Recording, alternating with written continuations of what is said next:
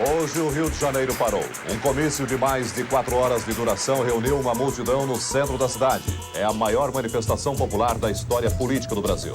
O comício pede eleições diretas para presidente.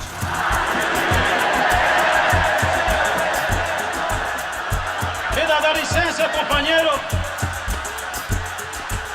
Por favor, me dá licença. Todo o poder emana do povo e em seu nome deve de ser exercido. O Brasil entra hoje em uma nova fase de seu período republicano. Lamento informar que o excelentíssimo senhor presidente da República, Tancredo de Almeida Neves, faleceu esta noite. Prometo manter, defender e cumprir a Constituição. A decisão do governo de congelar os preços provocou em alguns supermercados do Rio uma verdadeira corrida à remarcação dos produtos.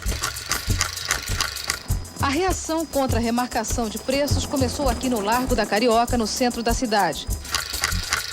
A segurança não deixou que filmássemos os produtos que estavam recebendo novos preços. O nosso reajuste é na base da OTN. Maçãs que custavam 12.500 o quilo passaram a 19.800 hoje. Quem foi que te deu essa ordem para você? Essa remarcação vem da central. Não houve nada disso. Estamos agora convocando o povo para que formemos uma cruzada cívica de consumidores em defesa do programa do governo. A lanchonete foi invadida e saqueada. Quando a polícia conseguiu acalmar a situação, a lanchonete já estava assim, toda destruída. A destruição continuou nessa loja. Aqui pelo chão, muito pão, suco, sorvete, creme. E assim ficou a máquina registradora, ainda com dinheiro aqui dentro. Quem passava procurava abrigo. Desse lado, também quebrado, motivo de tudo. O painel de preços que começou a ser remarcado por volta de 11 horas da manhã. Qualquer um do povo poderá prender em flagrante. 87 era inflação galopante, era governo Sarney, era corrupção, era vale tudo. Brasil, mostra a tua cara, quero ver quem paga pra gente ficar assim. Isso era o Brasil em 87. O Campeonato Brasileiro de 71 até a Copa União, em 87, era qualquer coisa, menos alguma coisa que você pudesse confiar, essa que é a verdade. Até 2003, quando é disputado o primeiro campeonato por pontos corridos, não teve um único campeonato, um ano, que tivesse o regulamento igual ao do outro. Nunca aconteceu. A origem da Copa União, a origem do imbróglio da Copa União certamente está em 86 por uma questão fundamental. 86 é o ano em que a CBF anuncia que criará a primeira divisão do futebol brasileiro em 87. São 28 equipes que vão disputar o campeonato de 1987. Então nós não podemos jamais, a esses 28 que venceram o seu posto dentro de um campo de futebol, mudar essa imagem. Isso seria um contrassenso e uma imoralidade. Curitiba é eliminado logo na primeira fase e era o campeão nacional. Isso dá muita confusão. Nós não podemos concordar que um clube se diferencie dos outros, dos demais, através da medida judicial. Os clubes se negam a jogar com o Curitiba. E os clubes pretendem se associar com os erros da CBF porque ia para fora do país. A CBF estava fundada numa grave crise, não só financeira, uma crise também política. Porque o Otávio era o presidente, mas havia um vice-presidente que mandava tanto quanto ele, que era o Nabi Abichedid. A direção da CBF não tinha mais força nenhuma, nem perante a opinião pública, nem política, nem com as instituições, estava defasada. Até o momento que, pelo tamanho, inchaço do campeonato, o próprio presidente, então, da CBF, Otávio Pinto Guimarães, declarou que a CBF não tinha condição financeira de realizar o Campeonato Brasileiro de 87. A CBF desistiu de fazer o Campeonato Brasileiro de 87. Comunicou aos clubes que não tinha caixa para fazer. Porque a loteria esportiva que financiava as viagens e estadia dos clubes vinha caindo muito, até por problemas de credibilidade. Liguei para o Carlos Miguel e falei, olha, está na hora de agirmos, não é? O poder, foi a minha frase, está rolando na rua, é de quem pegar. Ah, mas você tem uma ideia? Eu falei, tenho. Vamos fundar uma entidade nossa, uma corporação nossa, e vamos tentar fazer um campeonato nosso e vender isso, porque eu tenho certeza que a hora que você colocar o grosso da torcida brasileira em torno de um campeonato, as emissoras de televisão vão se interessar. 12 clubes: São Paulo, Palmeiras, Santos, Corinthians, Flamengo, Fluminense, Botafogo, Vasco, Cruzeiro, Atlético, Grêmio, Internacional. E chamarmos o Bahia, que é um clube de expressão nacional. Para não ficar tão sulista, trouxeram do Nordeste. União dos grandes clubes brasileiros, que a imprensa deu o apelido de Clube dos 13. Hoje, no Rio, o Clube dos 13 entregou o documento com as decisões ao presidente da CBF, Otávio Pinto Guimarães. Porque não dá mais para os clubes viverem da forma como está. É um problema daquilo que a gente dizia há pouco ao presidente Otávio, chamado estado de necessidade. Quer dizer, ou você vai fazer o futebol forte e rentável, ou não vai fazer futebol, porque não podemos mais pagar para jogar. E a partir do momento em que os clubes tiveram a possibilidade de organizá-lo, resolveram fazer um campeonato super enxuto, com 13 times que formavam o chamado Clube dos 13, mais 3 convidados. Nessa articulação, eles diziam para mim, seja campeão. Eu digo, por que seja campeão? Eu não sabia por quê. É porque ele ia convidar o campeão de Goiás, o campeão do Paraná e o campeão de Pernambuco. Santa Cruz foi campeão pernambucano, Goiás foi campeão goiano e o Curitiba foi campeão paranaense. Então ele chamou os 3, que junto com os 3 tem uma Copa União com 16 clubes. Toda situação de ruptura faz alguma injustiça. E no caso, foram injustiçados Guarani e América, né? Que, pelo que tinham conquistado no ano anterior, mereceriam estar no ano seguinte. Mas, ao mesmo tempo, segundo o critério que foi adotado do ranking nacional de clubes, não estavam. Claro que, essencialmente, a razão não foi essa. Não vamos ficar aqui dourando a pílula. A razão foi que não tinha massa torcedora. O caminho que nós enxergávamos, pelo menos, era um torneio de elite, no sentido de você poder trazer para o futebol o que ele não tinha, que era organização e dinheiro. O esporte é elitista na acepção da sua palavra. Só compete os melhores. Aí nego diz, um movimento de elite? Elite com 95% da torcida brasileira? Então qual é o teu conceito de elite, qual é o teu conceito de massa? Esse desejo de se elitizar o campeonato, talvez, ele tenha despertado também a ira daqueles que ficaram de fora do bolo. Nós sofremos muito no esporte na época. Eu lembro que do presidente ao roupeiro, passando pelos jogadores, pelo corpo diretivo, foi uma frustração total. E o questionamento começou ali. O que nos deu muita força, além do aspecto ideológico e motivacional dos clubes, foi o apoio da Rede Globo. A grande vitória do Clube dos 13 se deu no momento que a Globo entrou. Entrou e bancou. Vai haver o campeonato e vai ser dessa maneira. Que era um tabu na época. Os clubes não queriam a TV ao vivo, porque achavam que ia tirar público do estádio. Se eu conseguir mostrar um grande espetáculo na televisão para milhões de pessoas, né, a sensação, eu acho, seria essa. Poxa, eu gostaria de estar lá. A gente mostrava para eles a vontade de fazer aquilo e os clubes não acreditavam, não é possível que nós vamos receber tanto dinheiro por tal coisa. E aí liguei para o Celso Guerê, que era o diretor de marketing do São Paulo, ele marcou com o Ivan Borges da Globo lá no São Paulo, né? E nós fomos lá, conversando com o Ivan Borges, e o Ivan me ouvindo, mas achando que eu era um louco, que eu estava pedindo muito dinheiro, que na época eram $3.400.000 por 42 jogos. Eu falei, a gente não paga isso nem para a Copa do Mundo, não adianta nem levar isso para a direção da Globo. E demorando, até uma hora ele deu uma vacilada, que a gente fala, né? Um desvio na negociação, que eu não posso falar isso para as pessoas que estão me esperando. Aí, isso eram 8, 9 horas da noite, eu falei, quem está te esperando, Ivan? Aí a diretoria da Globo, o Boni, o Armando Nogueira, Ricardo Scalamandré. Por que nessa conversa estava Armando Nogueira, Boni e eu? Né? Porque eram as 3 pessoas que faziam na televisão. O Boni era o cara que botava no ar, o Armando Nogueira era o cara que produzia o esporte, eu era o cara que vendia. E aí eu quero prestar uma homenagem ao Armando Nogueira, que teve um papel fundamental dentro dessa história. No momento em que nós entramos em contato com eles, iniciativa do Boni, imediatamente encontramos uma acolhida como se nós entrássemos realmente de sócios, não numa aventura qualquer, mas num gesto que nós consideramos histórico para o sistema de futebol brasileiro. Vamos fazer o possível para que essa ideia venha Isso é possível. E anuncia-se que o Dr. Roberto Marinho, pela primeira vez, viria assinar, seria ele a assinar pela Rede Globo de televisão.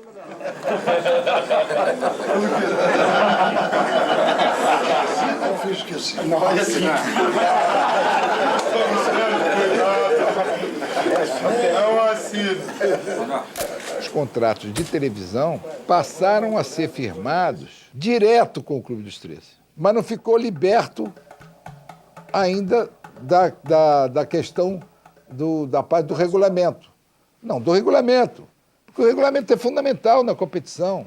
Quando a CBF se dá conta da bobeada que tinha dado e que aquilo significaria perder o controle do futebol brasileiro. Porque o eixo principal dessa disputa é quem fica com o comando financeiro disso. Quando a CBF percebeu que nós não íamos ter retorno, ou era do nosso jeito ou não tinha outro, e ela pegou os mesmos patrocinadores nossos e montou um outro grupo de 16. Então criou 2 módulos, né?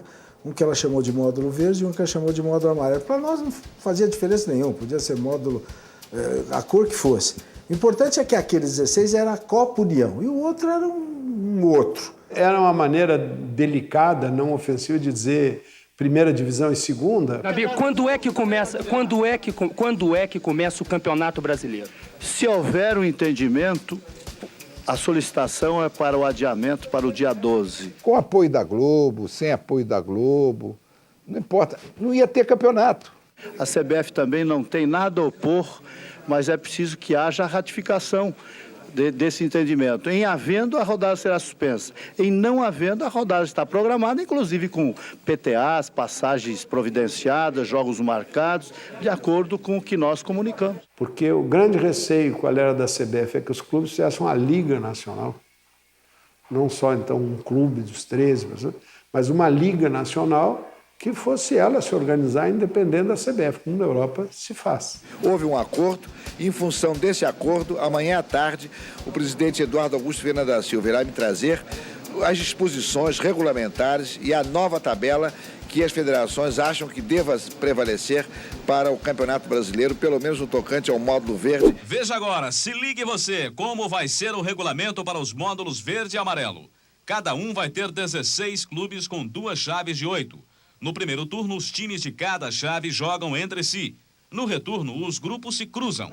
A disputa entre os 2 primeiros colocados, do grupo verde e do grupo amarelo, no ano que vem, não pode caracterizar um supercampeonato? É para decidir quais são os representantes da Libertadores da América. Para definir os representantes do Brasil na Taça Libertadores da América, vai haver, no ano que vem, um quadrangular com os 2 primeiros colocados dos módulos verde e amarelo. O campeão e o vice do quadrangular representam o Brasil na Libertadores. E não pode se encarar também como uma decisão para saber quem é o campeão brasileiro, na verdade? Não, porque está claro que vai ter o campeão brasileiro do módulo verde, o campeão brasileiro do módulo amarelo, o campeão brasileiro do módulo azul e o campeão brasileiro do módulo branco. Foi uma vitória do grupo dos 13? Foi uma vitória do futebol. E, portanto, uma vitória do grupo dos 13? Acho que foi a vitória do futebol. A CBF, um belo dia, chama-nos para assinar um regulamento. Porque o campeonato estava rodando, a bola estava correndo, os pontos estavam sendo tomados, e não tinha um regulamento. Dava assinar, tal. Fim de tarde, Rio de Janeiro, 7 horas da noite, todo mundo querendo voltar para casa. Márcio Braga tinha um compromisso fora, não me lembro o que era. Tal. Então, Eurico, você vai representar a gente. Eu nunca fui para lugar nenhum com ordem expressa de ninguém. Eu era vice-presidente do Clube dos 13. Tratei aqui das coisas como era. Essa história dele querer atribuir que eu fui com ordem. Que ordem? Desde quando eu recebi ordem de alguém para fazer alguma coisa em matéria de esporte? Nunca aconteceu nada disso comigo. Nos trai, né, típico do Eurico, nos trai e assina um documento onde ele faz aceita o cruzamento do módulo verde com o módulo amarelo. Ou seja, o campeão brasileiro seria quem vencesse uma partida final entre o módulo verde e o amarelo. Nós ficamos absolutamente possessos, porque para nós o campeonato brasileiro era o módulo verde. Se eu fui para uma reunião representando o Clube dos 13, foi com poderes para decidir o que era o melhor e qual era a situação. E eu decidi que o melhor era aquilo. Aí vão dizer hoje que foi culpa do Eurico, o Eurico assinou pro lado do pano. Eu não acredito. Acho que o Eurico fez o que todo mundo sabia que ia fazer para ter, porque senão não tinha campeonato, foi logo depois da primeira rodada. Que havia o risco do campeonato não seguir, do campeonato parar. Em benefício do campeonato seguir, tudo bem. No final vai ter o cruzamento. O que fazer? Está vacinado, ele tinha poderes para nos representar, nós demos poderes para a pessoa errada. O arrependimento não ia resolver o problema. Então nós fizemos uma reunião de todos de novo, colocamos em discussão e votamos e foi aprovado, eu não me lembro se contra o voto do Vasco, mas enfim, foi aprovado, que o clube que vencesse, o time que vencesse o tal do módulo verde, que era a Copa União, não jogaria o jogo de cruzamento com o módulo amarelo. Numa reunião no Clube dos 13, a ideia era que não tivesse o cruzamento. Foi unânime, não foi maioria. Agora, pergunta para mim, se fosse eu, no meu caso específico, se eu iria cruzar. Claro que iria. Alguém se deu melhor nessa história, né? Hein? Alguém se deu melhor nessa história? Futebol brasileiro. Sr. Nabil, os representantes do E a lei? Tínhamos que ser pragmáticos. Se a gente ia enveredar pela lei, pela Constituição, pelo regulamento, nem a Coca-Cola, nem o Clube dos 13, nem a Globo, ninguém ia poder armar, tecer um acordo. Nesta solenidade foi assinado um dos maiores contratos entre a iniciativa privada e o esporte a nível internacional. E o maior acordo de patrocínio esportivo já feito na história do Brasil. A reunião final para assinar o contrato. Estavam lá reunidos os clubes, estava lá o presidente da Coca-Cola no Brasil, o seu Jorge Gigante, que naquela noite viajaria para Atlanta, onde ele apresentaria na convenção anual da Coca-Cola o grande case de marketing do ano da Coca-Cola, cujo título era "Nós compramos o futebol brasileiro". Pronta para oferecer um coquetel para a imprensa inteira desportiva convidada, jornal, televisão, rádio. Quando a gente pensou que estava tudo bem para assinar o contrato com a Coca-Cola, veio o Paulo Odoni. Era um dos formuladores da coisa. Parei que tem um probleminha. E diz, vocês vão me desculpar, eu me envolvi tanto e a tal ponto que eu acabei não prestando atenção em detalhes. Se eu assinar esse contrato, eu sou demitido. O meu clube lá não dá para botar vermelho na camiseta. Que não pode ter nada em vermelho na camisa do Grêmio. Precisa autorização do conselho. Digo, então, não vai dar. A Coca-Cola tem mais de 100 anos, rapaz. Eles não mudam a logomarca deles assim, ainda mais a cor, que é conhecida no mundo inteiro. Vai melar esse contrato. O dirigente de futebol é o Papa. Ele defende a fé, defende o dogma de cada clube. Vamos falar com o presidente da Coca-Cola, com o Jorge Gigante, que estava na sala ao lado, já com a Globo, com a festa armada para sair no Jornal Nacional. Eu não podia avisar a ninguém nem pedir autorização para isso, porque eu sabia que essa autorização não ia ser concedida. Aí ele chama o Gigante, aí ele virou para mim e disse assim, não tem problema, presidente.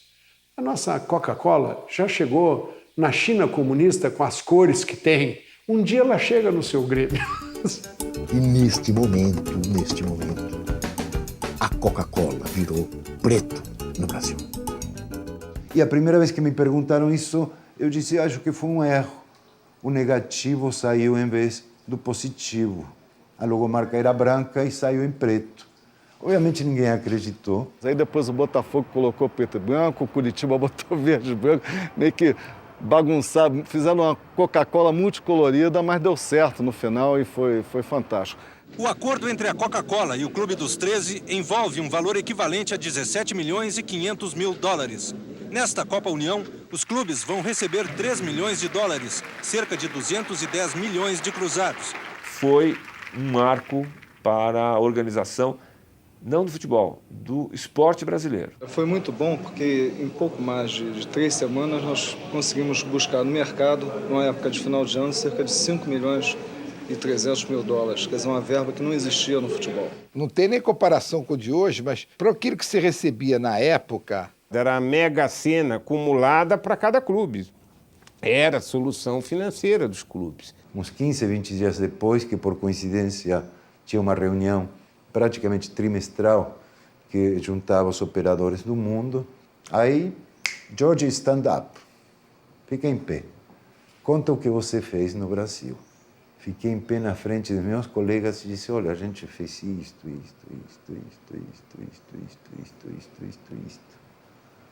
Obrigado. E aquela salva de palmas em pé, de uns 50 executivos do mundo inteiro, olha, valeu tudo.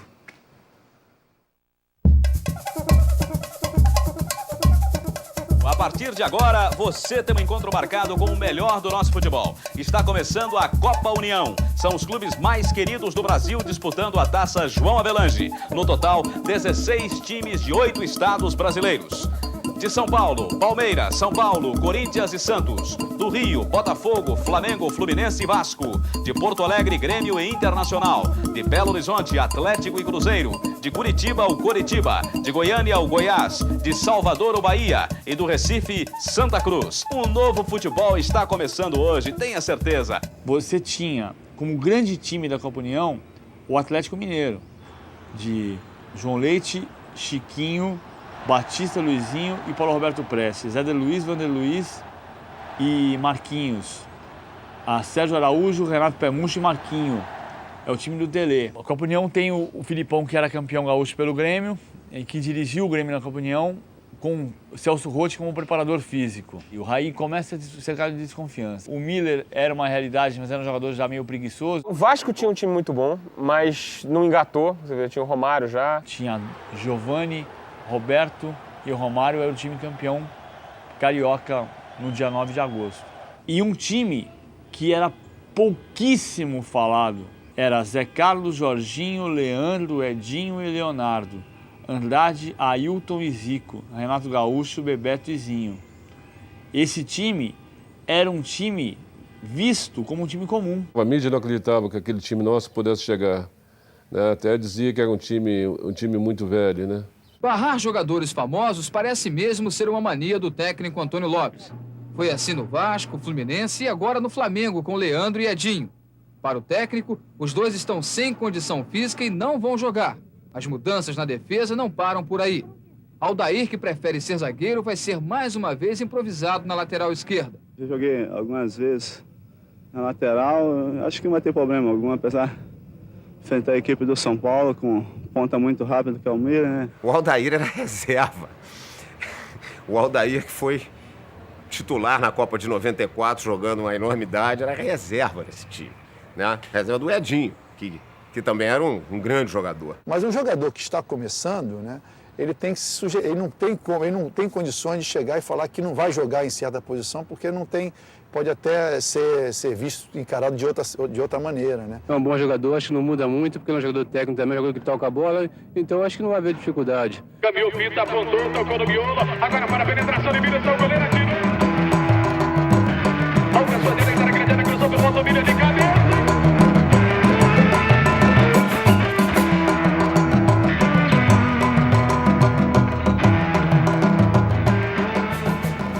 Um momento meio difícil, conturbado. Já uma derrota inicial 2-0 já te coloca em dificuldade. O Flamengo já tem um novo técnico, é prata da casa. O nome dele é Carlinhos. O Antônio Lopes saiu, entrou o Carlinhos, que já havia assumido interinamente em outras ocasiões, inclusive durante o Campeonato Brasileiro de 83, que o Flamengo também foi campeão. Você vem para ficar ou você vem como interino? Não, pelo menos o convite é como se fosse ficar. Agora, interino, já não existe mais essa palavra. Carlinhos deu as chuteiras. Quando ele parou de jogar, eu fui o agraciado com as chuteiras dele. O Zico estava ascendendo, aparecendo o nome dele, aí dava mais um impulso, né? Aí passei a chuteira para ele, ficou na história. O Carlinhos é muito bom técnico, as pessoas são injustas com o Carlinhos. O Carlinhos sempre tem aquele jeitinho manso, ele sempre foi bom treinador. Conheci o Flamengo, quer dizer, que é o mais importante, os bastidores do Flamengo, como é que funcionava o Flamengo e tal, o que era a torcida, porque ele jogou, foi craque, foi ídolo, pô, entendeu? Como que o futebol do Flamengo teria que ser jogado, como que a torcida gosta, como que funciona o futebol do Flamengo, que, né, que é o futebol mais cadenciado, futebol de toque, de habilidade. Voltou o Leandro Edinho colocou eu e o Ailton no time, o Leonardo também. Todos esses grandes jogadores, eles já tinham mais ou menos a noção do que eles podiam fazer dentro do campo. E o que o Carlinhos fez foi encaixar as peças nos lugares certos e fazer com que elas funcionassem dentro de uma engrenagem. Ele era mestre nisso. O time se completou. Fazia dupla pela esquerda ali, eu e Leonardo, né? Aquela força ali da juventude. Jorginho forte pela direita, chegava forte no apoio, né? E com o Renato caindo ali também. O Bebeto como finalizador, o Zico como o organizador, o maestro do time, o que encaixava o espaço e chegava para finalizar. O Ailton, o pulmão do time. Me colocar na lateral esquerda, com características que eu tenho, muito mais ofensiva do que defensiva, talvez tenha sido o grande medo dele. Pô, botar um menino de 17 anos que marca mal. E o Andrade era aquele que ficava à frente dos dois zagueiros, né? Era aquele trio experiente, né? E que dava esse suporte para o time. O Leandro, o Edinho, com o Andrade na frente deles. O Carlinhos percebeu, antes de qualquer crítico, antes de qualquer torcedor, a quantidade de talento que ele tinha à disposição. E ele colocou todo o talento que ele tinha à disposição para jogar. Era uma rivalidade muito grande. Nessa fase já, de 86, 87, já era contra o Vasco, já não era mais Fla-Flu. Naquela época não tinha esse conhecimento, tinha, mas talvez eu não tivesse, esse conhecimento de campo molhado, chuteira de trava, chuteira de borracha e tal, e eu só tinha uma chuteira. Buf, tempestade no Maracanã. Primeiro tempo, escorregando e tal, não sei o que, aí o Andrade chega, eu tenho minha chuteira, Andrade calça 39 que nem eu, mas tem o pé assim, né? Falei, o que eu faço? Aí botei 3 meiões pra jogar, botei a chuteira do mestre, enorme na frente, joguei o segundo tempo com aquela chuteira, que era uma coisa assim, impossível de jogar. O Renato, quando ele ia pela linha de fundo assim, meu irmão, era difícil marcar, porque a força dele, a explosão dele era muito forte, era muito grande. Quando ele ia na linha de fundo, eu aí já me preparava, né? E todas as vezes que eu jogava contra o Vasco, eu... Primeiro cruzamento no deu quebra de asa na frente do primeiro, cruzou por volta, era para o Bebeto de cabeça, entrou!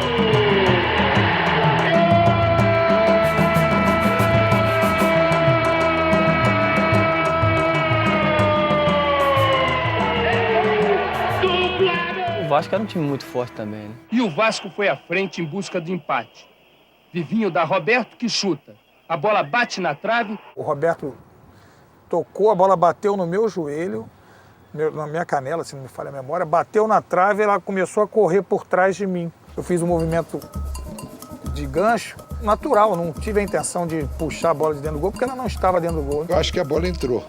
Quer dizer, é aquilo tudo uma questão de visão. E naquela época a televisão não tinha os recursos técnicos que tem hoje. Eu não sei se aquela imagem que aparece foi imagem montada. Só filmaram, só fotografaram, só pegaram o ângulo de uma maneira que você... Não dá para saber, e a rigor, pelo que a gente está vendo aqui, não entrou. Fiquei bastante irritado, tanto que eu joguei a bola para o chão, dizendo que a bola não tinha entrado, gritando, mas foi um grito em vão.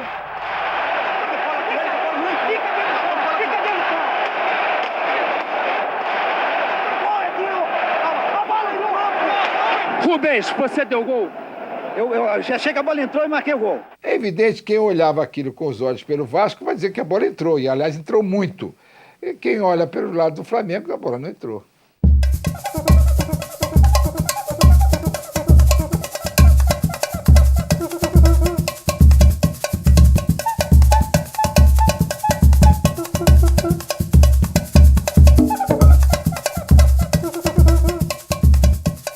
Foi o lance ali de roubar essa bola e já arrancar, né?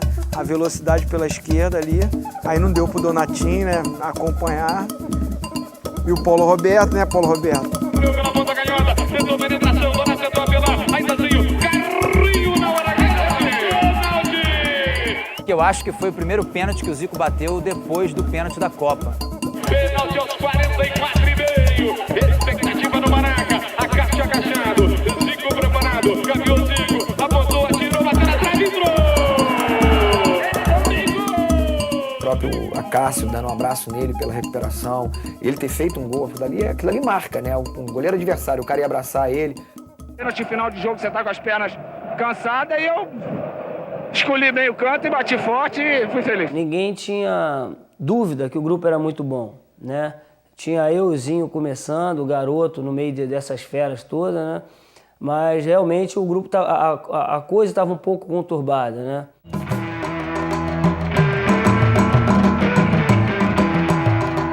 Olha o Flamengo chegando. Olha que bolão pro Renato. Tocou na trave! Foi um bom resultado, o Flamengo esteve bem. Tivemos uma infelicidade, a bola bater na trave, correu o gol todo e não entrar. É uma pena que o Flamengo tenha perdido jogadores importantes no momento importante que está começando a se entrosar. Hoje já perdeu mais 2. Isso atrapalha qualquer conjunto. Uma vitória diante do Internacional pode melhorar a situação do Flamengo. Ele levanta para a área do Flamengo, Amarildo ia subir.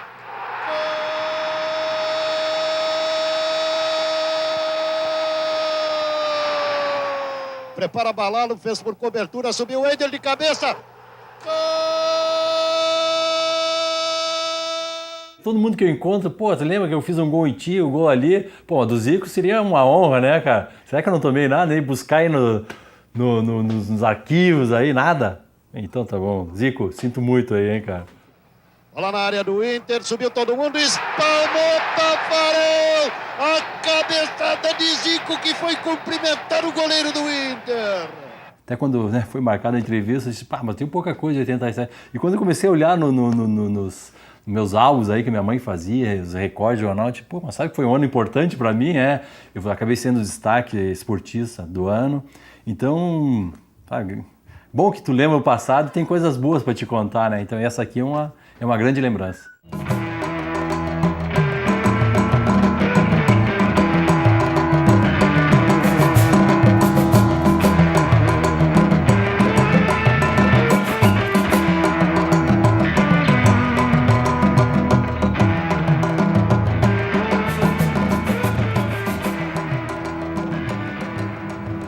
Andrade Nunes Maia. Tostão tocou de lado, a bola batida. Gol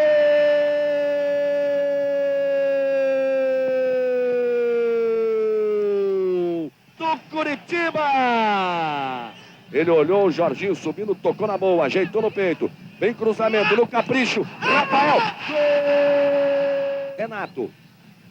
Parte no lance pela esquerda, toca bem para Nunes, ajeitou, quita.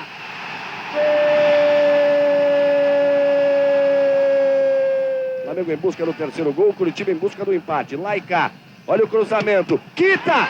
Gol!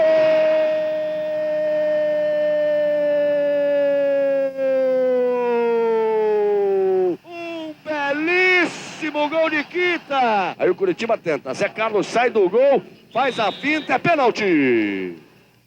Renato foi lá catimbar. Partiu Tostão, pé direito, ele, Zé Carlos, bateu Tostão, Zé Carlos pega! Acho que esse time entrou com outro espírito de luta. Eu acredito que com esse pensamento nós vamos chegar em algum lugar. E não pode ficar nisso só hoje não, tem que continuar assim. É o que eu falei durante a semana. Quem não tiver fim, pede pra ir embora.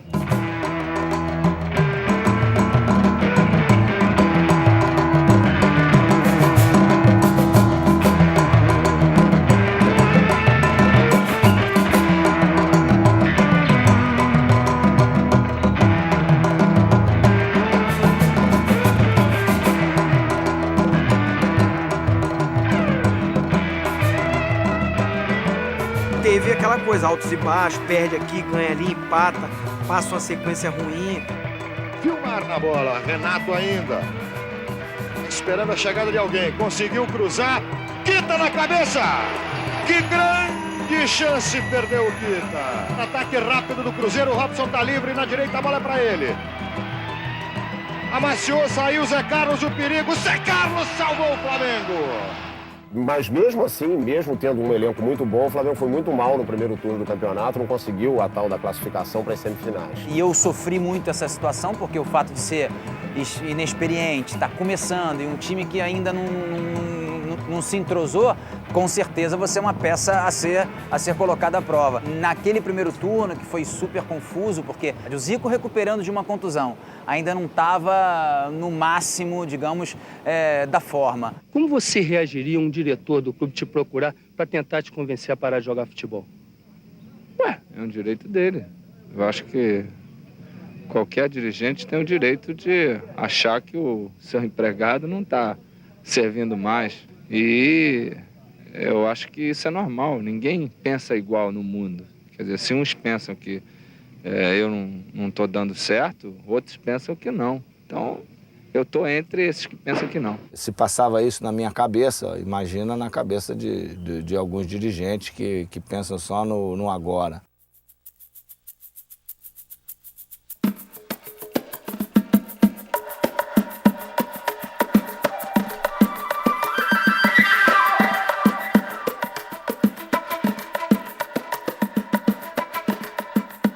A contusão que ele sofreu no jogo contra o Bangu, em agosto de 85, como todo mundo sabe, inclusive acho que as novas gerações também, foi uma contusão gravíssima que poderia ter tirado ele definitivamente do futebol. Márcio, aquela bola com o Zico, como é que você viu? Como eu disse, foi uma bola dividida, que a bola inclusive estava mais para mim. Eu senti que Zico vinha na maldade, então procurei também corresponder. Então acho que foi infeliz, o Zico veio na bola e eu levantei um pouco a perna. E ele também, eu acho que bateu na canela dele e por infelicidade dele ele se machucou. Isso daí é que me dói bastante, me choca. Ter uma desculpa dessa, dizer que eu poderia atingir e quebrar a perna dele. Quer dizer, isso daí é que me entristece mais ainda. Na época que foi feita a cirurgia, que foi feita uma cirurgia extra-articular, e não a que fazem hoje, que você tira um pedaço do tendão patelar e faz um novo ligamento cruzado. Eu não fiz, eu fiz uma técnica do Dr. Andros que era extra-articular e eu continuo sem o ligamento. Ele usava tendões e fixava fora da articulação. Extra-articular ele não entrava aqui, ele trabalhava por fora. Então ele pegava um tendão, fazia um furo aqui, fazia um outro furo aqui e amarrava. Então, no início, você não tinha instabilidade, mas no decorrer do tempo, essas coisas afrouxavam. E aí, quando você sobe, pula, cai e o joelho gira, como ficou frouxo, ele corre para frente. Você não cuidava da coisa dentro. O atleta voltava a ter instabilidade, então ele voltava a ter suas limitações de não poder pular, de não poder fazer movimentos rotacionais, de não poder fazer o zigue-zague que hoje é tão forte no futebol. Eu acho que existem dois Flamengos, né? É o Flamengo AZ e o Flamengo DZ. O Flamengo antes do Zico e o Flamengo depois do Zico. E eu acho que aí existem dois Zicos também, né? O Zico antes da contusão e o Zico depois da contusão. É uma tristeza no meu coração muito grande, né? Quando eu via lá o trabalho, ele na sala de musculação, tratamento, aquele joelho inchado, meu Deus amado. Ele lutando ali para se recuperar, para poder ajudar a gente. É impressionante a disciplina do cara, sabe? E a perseverança de falar assim, eu vou vencer, eu vou voltar. Muita força de vontade, muita determinação. Você pode ter certeza que foi muita noite mal dormida, com tratamento na época, que não era nem muito gelo, na época era toalha quente. Mas quando ele jogava, O fato de estar em campo, com certeza, contribuía já com todo mundo. E aí o time foi crescendo, né? Eu tenho certeza que a equipe vai entrar com outra moral agora frente de Botafogo no próximo sábado. Vamos embalar e eu garanto e prometo para a torcida que nós vamos ganhar esse turno.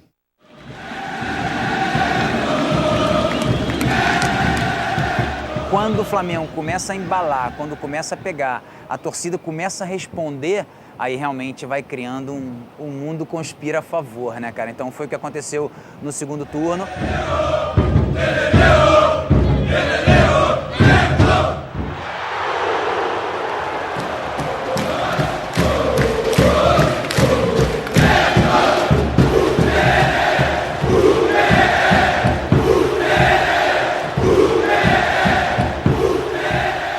Tem 1,75 m, né? Não diminui ainda, tô envelhecendo, mas não diminui ainda não.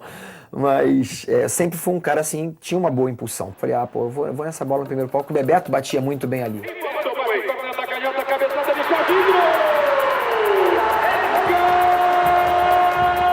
O Botafogo, na minha vida, tem sido bom. Lima. A bomba no desvio, olha o perigo, Jorge Vera. Gol!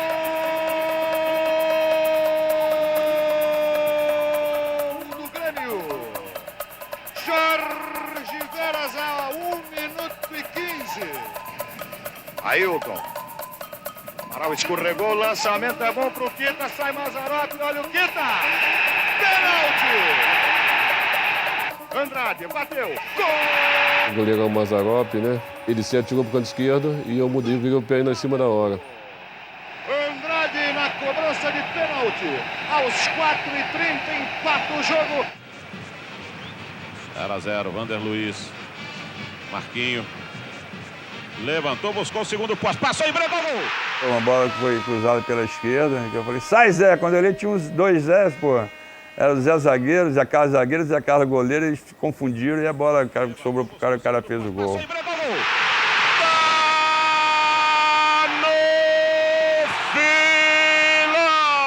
A bola tinha que ser minha, porque Zé ou não, a goleira que tem que ter a responsabilidade. Então, eu tirei o braço e o Zé também tirou, praticamente deu uma freada.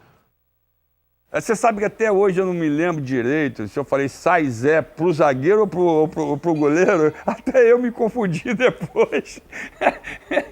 Os comentários aqui na Gávea é que existe um excesso de individualismo de certos jogadores, principalmente do ponta Renato. O centroavante Kita falou sobre isso. Ele acha que esse problema é um dos motivos que levou o Flamengo à derrota. A equipe toda foi um pouco individualista no jogo contra o Atlético, então... Renato não pensa assim e garante que, se for preciso, vai continuar a fazer as jogadas que ele acha melhor. Renato, existe uma explicação? Você consegue acertar os passes, consegue levar a bola até quase a área e erra na hora de fazer gol. Por que isso? Isso acontece, né? Se eu fosse perfeito, eu seria o maior jogador do mundo. Infelizmente eu não sou. Eu acredito que ninguém o é, nem Pelé foi. Ele acaba vindo para o Rio e encontra uma certa dificuldade no começo para se firmar. E ele vai acabar se firmando justamente durante o Campeonato Brasileiro de 87. O pessoal do meio de campo estava pedindo para que eu voltasse para marcar sempre o lateral. Se eu voltar para marcar o lateral, eu não vou ter pernas para decidir lá na frente. Então, alguém do meio de campo vai ter que decidir por mim. E houve aquela discussão de um grupo junto com o treinador, na boa. Em determinados jogos, o Renato prendia a bola e não largava mesmo. Tinha que dar uma bola só para ele. Falei que eu não iria voltar para marcar. E o Carlinhos falou que eu teria que voltar para marcar. Eu falei, você é o treinador, tudo bem. Eu não tenho condições de fazer isso. Então, você faz o seguinte, você me tira do time, eu não vou jogar. Eu lembro uma confusão danada, né? Mas o Renato tinha essa coisa meio, de vez em quando ele segurava um pouquinho mais, né? Se tiver que fazer uma jogada individual, eu vou fazê-la. E aí, na apresentação, né, o Carlinhos reuniu todos os jogadores no vestiário. E aí, de repente, ele chamou o Zé Carlos, o que você acha do Renato? O Zé Carlos falou lá, Jorginho, o que você acha do Renato? Leandro. Quando ele falou Leandro, eu falei, peraí, Carlinhos. Chegar a minha vez, eu vou falar o que do meu amigo? Pô, que ele prendia a bola, ele prendia, todo mundo sabia disso. Mas não era por aí como o Zico colocou, né? E aí o Zico levantou o braço, falou, posso me pronunciar? Aí o Carlinhos falou, pode falar. Aí o Zico matou a charada, ele falou assim, deixa o Renato lá na frente, que ele está decidindo junto com o Bebeto, deixa que eu marco o lateral dele. Então, vamos acabar com essa reunião aqui de fazer enquete sobre esse ou aquele. Pô, eu não gostaria de estar aqui, a gente não vai ficar todo mundo com constrangimento. Acabou ali a reunião, fomos para dentro do campo, treinamos pra cacete, o Renato voltou e tal, e treinou, foi o melhor em campo. Dali em diante se tornou o melhor jogador do campeonato. Tem uns caras lá dentro que é danado. Aí o camarada que fica na bronca, porque o cara tá reclamando, aí que não dá mesmo a bola, aí... Exatamente, aí começa a briga, né? Aí eu começava a mandar tudo pro banheiro. Vai, não, acabou o treino, vai embora. Mas ele começa a ser fundamental nesse campeonato de 87, num jogo contra o Palmeiras no Maracanã, em que ele jogou muito.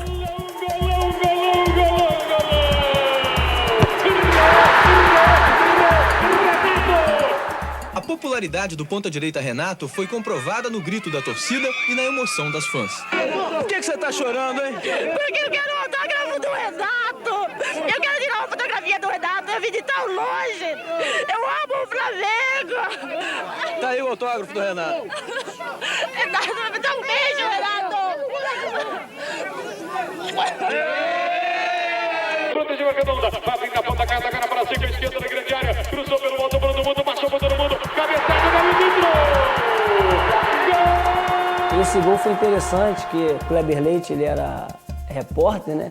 E ele não gostava muito. Por que o Ailton no Flamengo? Por que o Ailton? Não sei o que ele tinha contra mim. Aí eu lembro que ele falando, ele falou, mas aquele gol ali até um poste fazia. Aquilo ali tudo era motivação para mim. Eu acho que o divisor de águas da competição foi a partir daqueles 2 jogos, Palmeiras e principalmente o Bahia fora de casa. Zico na área. Cruzamento para Zico, tentou a puxeta e coloca pela linha de fundo. Lá vem bola, com perigo, para dentro do gol. Tirou, Rogério, é gol!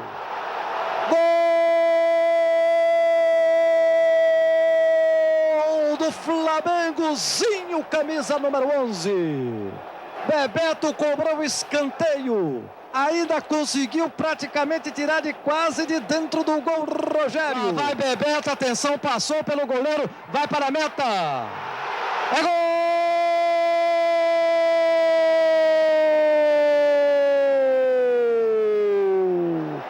Bebeto! O Flamengo desembarcou e os jogadores saíram apressados. O único que ficou foi Bebeto.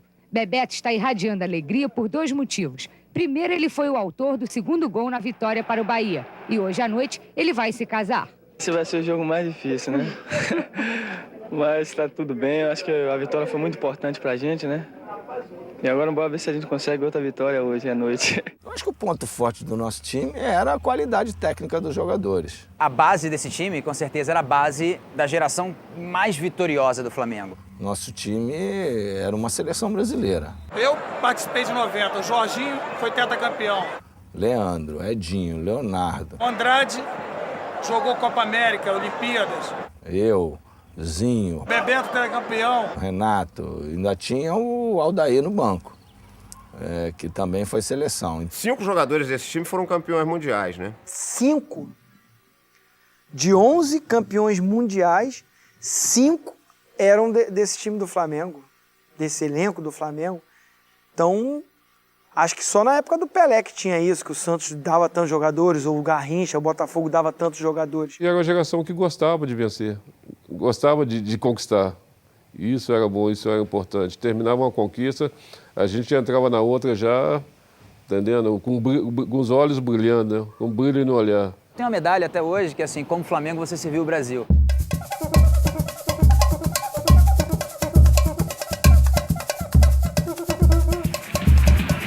Saiu do Edson, o Renato, cruzamento, olha a bola tocada para gol! Ailton, camisa 8. Andrade levou a marcação do Eduardo, tocou bem pro Ailton. Olha o Andrade, bolão, matou no peito, o chapéu no Wilson, mano, tocou pra fora! Se ela entra, ia ser um golaço do Andrade! Foi uma jogada fantástica. Eu vim conduzindo a bola, o Ailton passou aberto aqui, eu toco a bola no Ailton e já me apresento mais à frente. E o Ailton devolve essa bola no meu peito, né? Eu mato no peito.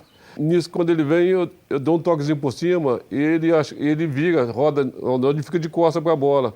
Desde que a bola subiu, que ela desceu, eu ainda estava com o corpo um pouco desequilibrado e bato de primeira nessa bola.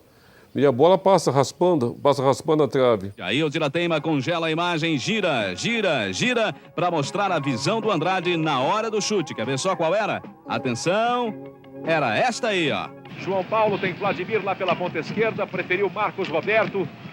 Boa tabela com Edmar, de volta, Marcos Roberto, pode ser agora, tá lá! Gol! Gol do Corinthians! O time quer chegar a ser campeão, não pode cair do jeito que caiu no segundo tempo. Então agora só depende da gente, é chegar lá no Rio e ganhar do Santa Cruz.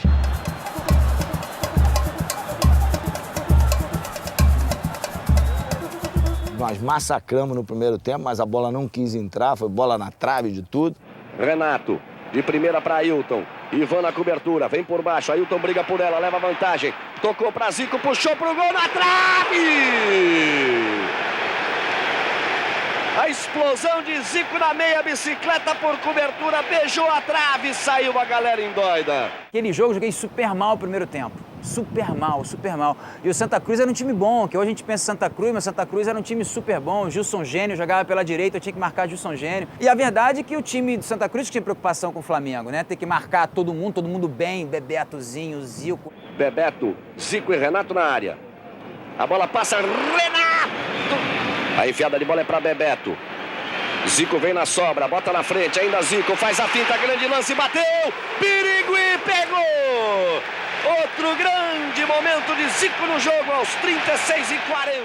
E tinha muitos pontos fortes o Flamengo, então tinha que dar atenção a esses jogadores. E eu era o jogador que tinha mais espaço, era o jogador menos marcado. Pô, intervalo, tomei bronca de todo mundo, meu irmão. Principalmente do Edinho. Edinho me massacrou. Me massacrou. Meu irmão, só você pode jogar. Que, pô, o jogo tá nos teus pés, você tem que ir. Pô, e você ali não responde nada, né? Vamos ver o que vai dar. Aí vem o Zico. Não sei nem se ele lembra disso, cara. Vem o Zico e fala assim, Léo, faz uma coisa. Você que tem espaço, sai pra jogar. Se perder, a culpa não é tua. Não vai ser tua nunca. Segundo tempo, 3 minutos, o nego me lança uma bola, eu vou pra frente, cruzo. Leonardo de novo. Linha de fundo, descola o cruzamento. A chance, Zico! Gol!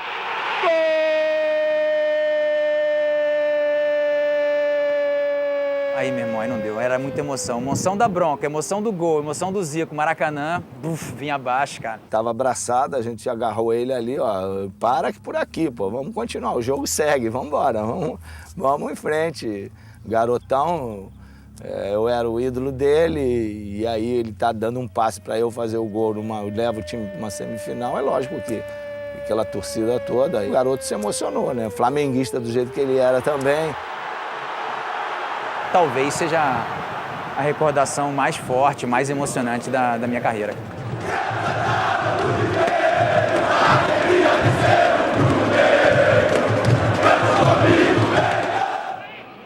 Zinho aperta no lance. Tomou bem, Renato partiu, vai pra cima na marcação de Lula, bateu, Renato com a esquerda do gol. Aí o Flamengo tenta a jogadazinho. Ganhou de 3. Insistiu contra o quarto, foi pra área, pênalti!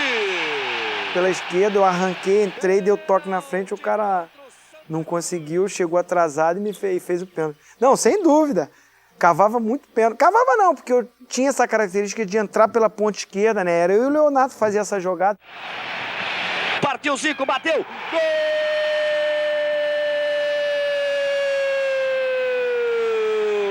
Zico outra vez! 2 para o Flamengo, 1 para o Santa Cruz. Zico parte com ela.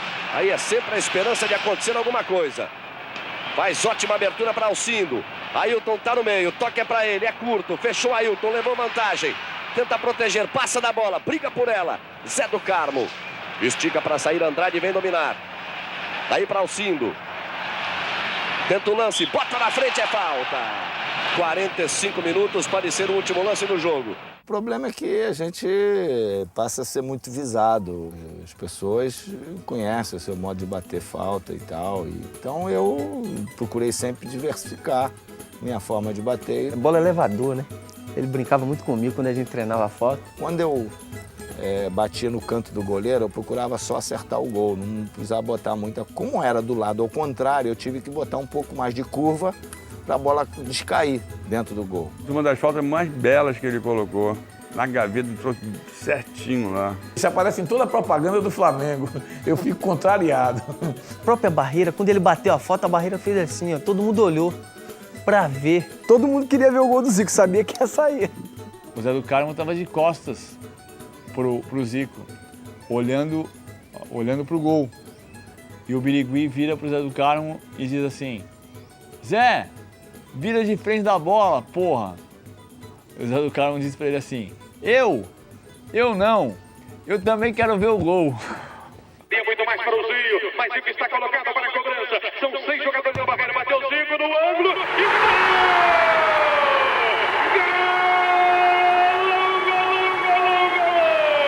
Zico! Aos 45! Zico faz um gol sensacional!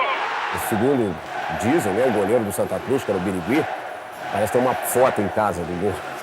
Ele acha legal que ter levado esse gol. São histórias, né, que contam, né? Foi uma das faltas mais perfeitas que eu bati e por isso a comemoração de tudo. Eu saí correndo e acabei me dando mal por causa de ter saltado, esquecido do problema no joelho, que eu não podia mais pular e acabei, quando eu caí no chão, meu joelho deu problema de novo. E aí entra a qualidade técnica, porque teoricamente a gente pode até dizer, mesmo com uma perna, o sujeito ainda conseguia desequilibrar e muito, né? E ele se superou, cara. Esse jogo contra o Santa Cruz, pô, ele entrou no vestiário, pô, todo mundo veio abraçar ele, poxa, a gente se emocionou muito mesmo. A galera sabe o ídolo que tem e nunca perdeu a confiança, e a resposta tá aí. Tão poucas alegrias se pode dar eu com o meu pequeno papel procuro deixar essa massa satisfeita. Então eu acho que a vitória é deles. O Zico não tá bichando não, gente. Não, o Zico tá bichando não. É 8 do 10 do Zico. É Zico até morrer. Até morrer. Paralelamente, o Cruzeiro do Jair Pereira embala. O Cruzeiro tinha uma superstição na época, jogava todas as partidas de camisa branca. O Cruzeiro se classifica num jogo emblemático contra o Santos do Pacaembu, em que a torcida do São Paulo vai ao estádio para torcer pelo Santos. Porque se o Santos vencesse o Cruzeiro, o São Paulo se classificaria. E o Santos perde para o Cruzeiro por 1-0. O Santos não entregou o jogo, muito longe disso, não se especulou sobre isso na época. O Claudão fazendo gol na frente, o Jair Pereira garantindo na defesa, o time brilhante. Arrancou de maneira surpreendente, ganhando de todos os adversários e conseguiu a classificação para a semifinal quando foi enfrentar o Inter, ou seja, campeão do primeiro turno do grupo B, o Internacional, contra o campeão do segundo turno do grupo B, o Cruzeiro, campeão do primeiro turno e do segundo turno do grupo A, o Atlético Mineiro, contra o Flamengo, campeão do segundo turno do grupo B.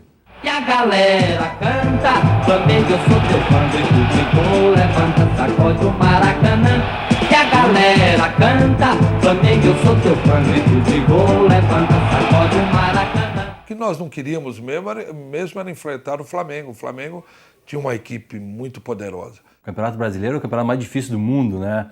Justamente por isso, porque sair daqui, jogar contra o Cruzeiro, contra o Flamengo, contra o Vasco, sabe? Era uma dificuldade grandíssima, né? Você falar em jogar no Maracanã contra o Flamengo, o jogador já sabia que era difícil ganhar. A torcida do Flamengo cumpriu o que prometeu. Olha só, lotou as arquibancadas do Maracanã. Há muito tempo não se viu o estádio assim, colorido de preto e vermelho. A gente pegou o Atlético, que também estava invicto, não perdia para ninguém, era considerado bicho-papão. Acho que foi o jogo que eu mais senti a pressão. Se eu não me engano, 120 mil pessoas no Maracanã. Cara, acho que foi um dos maiores públicos que eu joguei. Me lembro no primeiro lance do jogo, se eu não me engano, acho que foi o Renato Pé Murcho que pega uma bola no meio campo, a gente tenta fazer linha e eu tento sair, dou condição ao Sérgio Araújo, ele sai na cara do gol. Acho que ele ficou na dúvida porque eu não tomei a iniciativa de partir para cima dele e fiquei aguardando uma definição e quando ele tomou a decisão eu neutralizei e fiz a defesa. E eu, sinal da cruz, agradecendo a Deus de não ter saído nada, né, cara? Ele parte na velocidade, faz o cruzamento, o perigo, Renato, olha a chance do gol, Zé Carlos saiu para salvar. Eu tive a velocidade e a explosão de chegar e diminuir o espaço. Esperei ele definir e tive a felicidade de pegá-la, né? Tive a rapidez e a velocidade de pegar a bola no campo. Tô na minha direita, agora para Jorginho, vai mais, vamos nessa, garotinho. Tentou na minha direita, procurou, conseguiu, devolveu para Jorginho. O Jorginho fez o corta-luz e o Bebeto recebeu a bola na frente. Quando eu girei, o zagueiro ficou para trás, né? Aí o que é que eu fiz? Eu bati na bola, chutando na grama, assim, sabe? Eu chutei na grama, a bola bateu na grama e... Para Jorginho, é para Bebeto e agora apontou, atirou, vai entrando no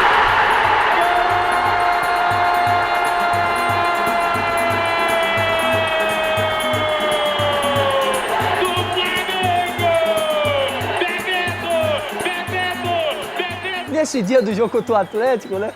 A gente tava sempre euzinho, eu, Ailton. Bebeto era cheio de superstição. Cheguei pra Zinho e falei, acho que tava cantando uma música de Caetano Veloso. Aí ele, tem, que ele chamava de tio, ele me chama de tio.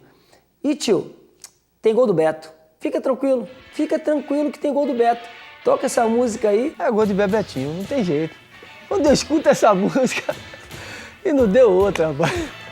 Aí eu fiz, toda vez que essa música... Impressionante, rapaz. No outro jogo tocou também, eu digo, ih, vai ter gol do Bebetinho de novo. Vamos comer feijão, vamos comer farinha, se tiver, então. Vamos comer paizão, vamos comer verdura, se tiver, então.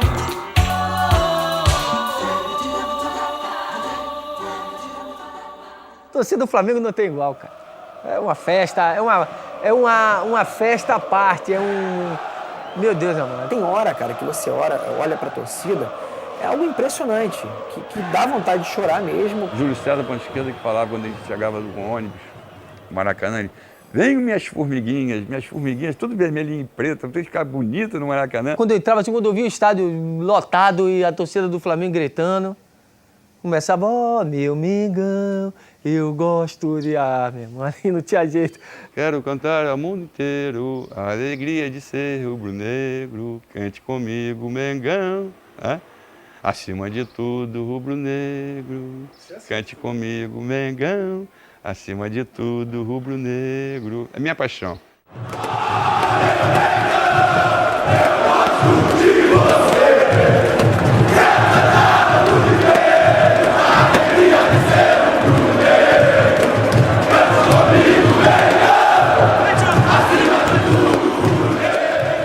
Nós vamos encher essa casa aqui. Nós vamos encher o Mineirão, mas com a torcida gritando galo, essa torcida que incentiva, que participa do jogo. Você tinha mestre Tele Santana, né, que levou um Galo sem grandes estrelas a fazer uma campanha absolutamente brilhante. Lá em Minas, o Zico não ia jogar. E nesse dia o doutor Taranto me chamou, falou, Edinho, aí estava o Zico lá sendo examinado, falou, o Zico não está querendo viajar. Eu falei, o Zico não está querendo viajar. Por que foi, Zico? E ele falou assim, não, Edinho, eu não vou poder correr e eu tenho que avisar para os jogadores que eu estou dessa maneira. Então eu falei, Zico, você não precisa avisar nada para ninguém. Está todo mundo avisado. Você vai decidir os jogos. Porque se deixassem ele jogar, ele jogava e jogava muito, mesmo com o problema que ele tinha no joelho.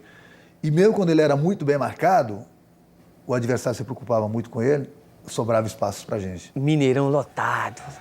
A torcida do Flamengo compareceu em massa. Aí o Flamengo vem com o Zico. Foi justamente uma jogada minha, um cruzamento meu pro Zico. Insiste no lance, capricha no cruzamento, o Zico meteu a cabeça. Gol!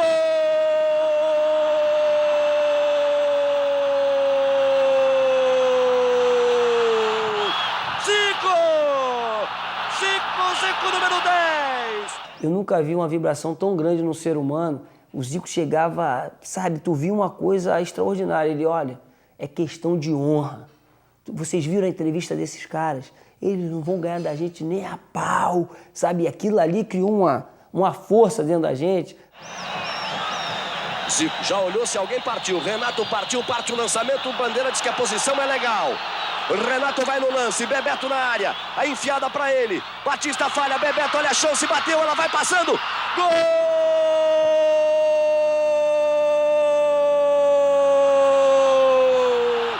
Do Flamengo! Bebeto número 9! Continua existindo uma rivalidade muito grande entre Flamengo e Atlético. E aí, nessa época ela estava pegando fogo. Começa a pressão do Atlético Mineiro. A torcida vem pra dentro, bufo, bufo, bufo. Como o Flamengo fez um placar muito magro no Rio, de 1-0, é perfeitamente possível que o Atlético devolvesse esse placar no Mineirão, talvez até com sobra. O time do Flamengo tecnicamente era melhor do que o do Atlético, mas eles eram equivalentes em vários sentidos. E dentro do Mineirão, superlotado, com aquela torcida fanática do Atlético gritando, os times eram equivalentes, porque a técnica ali acabava ficando, às vezes, um pouco de lado em função das circunstâncias do Mineirão. Andrade tira, Bebeto domina, Zico abre. Uma entrada maldosa de Paulo Roberto em vermelho, vai ser expulso.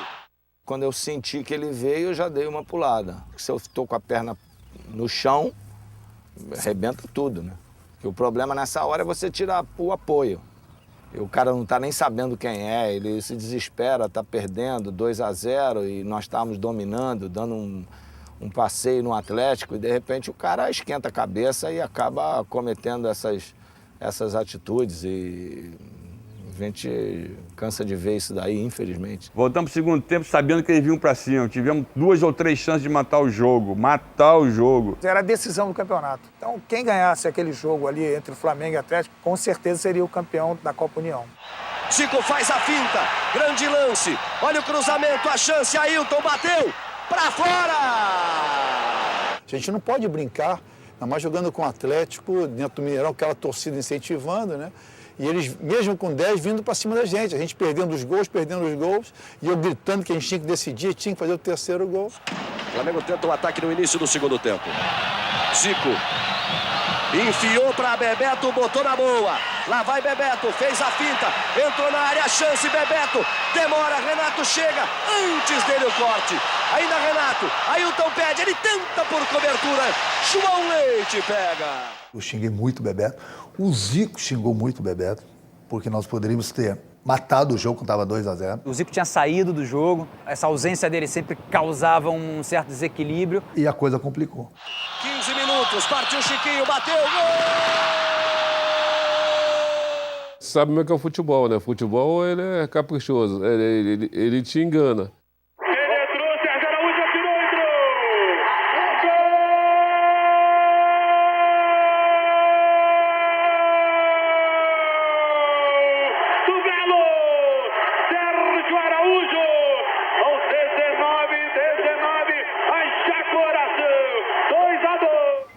Cresceu tudo, o Mineirão, pô, aquele negócio todo. E eu tô vendo o Flamengo só dando chutão, chutão, chutão, chutão. Aí Luizinho, parte de frente pro gol, enfiou pra Renato. Olha a chance, bateu, Zé Carlos pega! E naquele rebate ali no meio de campo, com o Ailton, com o adversário, daqui a pouco eu me coloquei naquela diagonal. E eu falei, se a bola chegar aqui, vai ser meu último pique, vai ser meu último suspiro. Eu me preparei e a bola chegou. Eu falei, é agora ou nunca. Cortou o Ailton, a bola sobrou para o Renato. Renato buscou o contra-ataque, disparou, dentro da penetração na grande área. E agora tentou o pontapé, ele driblou o goleiro. Atenção, pode marcar, atirou, entrou.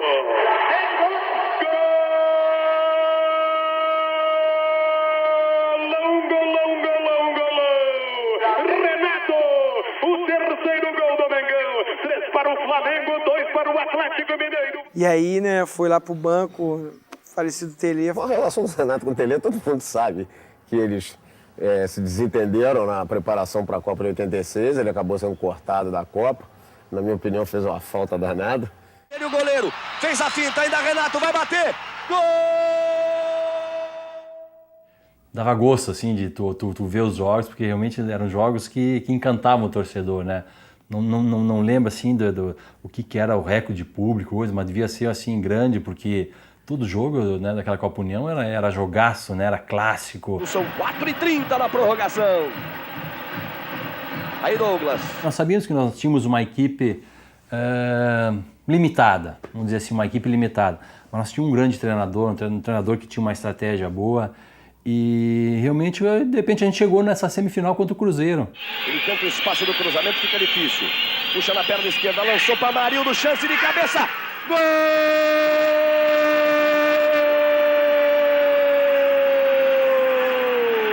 É do Inter! A gente jogou bem, fez 1-0 no Cruzeiro e conseguiu essa façanha de ir para uma final contra o Flamengo, né? Que o tal do módulo amarelo foi decidido numa disputa de pênaltis que não terminou. Eu encostei no Beto Zini, que era um diretor de futebol que estava assumindo a presidente. Falei, Beto, vamos acabar com isso aí. Ele falou, é boa ideia.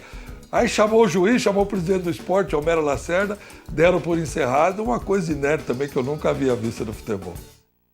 Enquanto o Brasil inteiro parou para ver Flamengo e Inter decidir o título da Copa União. E depois fomos jogar com o Flamengo a final, o Flamengo repleto de estrelas, o Flamengo repleto de craques. Todo mundo estava dizendo que ia ser uma final mineira. O Cruzeiro jogava em casa com o Inter e o Atlético jogava em casa com o Flamengo. E deu totalmente ao contrário. Flamengo e Internacional é que fizeram a final. Tinha duas coisas que aconteciam comigo. Era ver a foto do time, os 11, me ver naqueles 11, né? Depois de ter visto 1000 pôster e eu ali naquela coisinha. E essa coisa de ser o melhor em campo. Pô, como é que pode, né, cara, ser o melhor em campo nessa história toda? Partiu, Zico bateu forte. Bobeia o time do Inter, Jorginho chega, bate. Ela toca em Tafarel, vai pra fora. E Internacional, muito bem dirigido por um técnico com muitos títulos, que era o Enio Andrade, uma competência muito grande, sabia bloquear bem os adversários. Internacional era um time, além de bons jogadores, mas era um time difícil de se fazer gol neles. Time que no Gauchão teve uma passagem razoável, porque foi formado no meio do Gauchão e acabou ganhando um dos turnos. Nós ganhamos o primeiro turno, né, de uma forma surpreendente para todos nós colorados. A gente sabia da dificuldade, agora a gente tinha plena confiança de que se a gente tivesse um bom resultado no Beira-Rio, a gente não ia perder o título aqui não.